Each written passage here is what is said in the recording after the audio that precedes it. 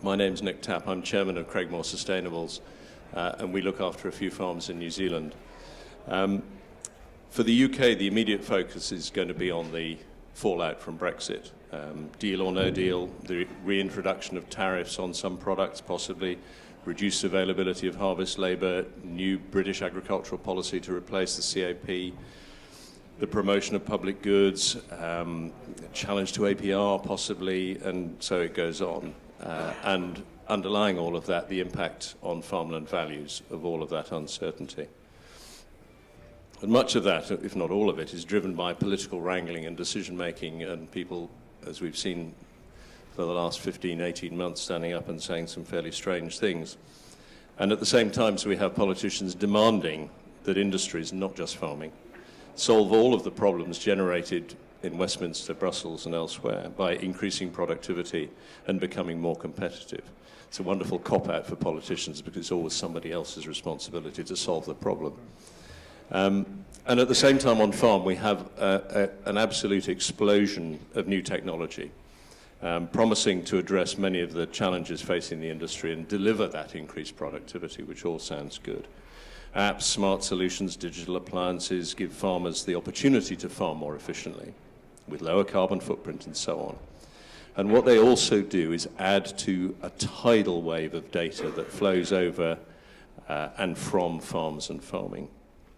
Farms are afloat in a sea of data, from weather by the minute to market prices to somatic cell count to animal weights, fertilizer, and the list goes on and on and on and on.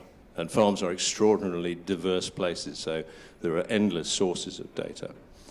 And every year, every month, every week, there's more flooding in. So what? Data by itself is interesting at best.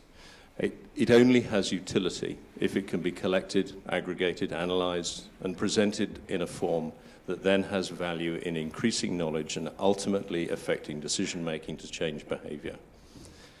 How many farmers, and I obviously exclude everybody in this room because you're here for a reason, get up every morning or even once a week or once a month and ask the question, which was so well articulated by Harry Kane, interviewed on Boxing Day after scoring the hat-trick, which took him past Alan Shearer's aggregate total of Premier League goals in a calendar year. And you won't hear Harry Kane quoted too often at the Oxford Farming Conference.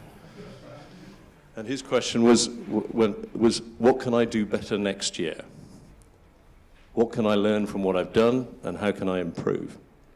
And on farm, what can I do differently today to make my farming business more profitable, more competitive, more productive, more cost efficient, and at the same time keeping my suppliers better informed of what I am doing for them, what I can do for them, what they're doing for me?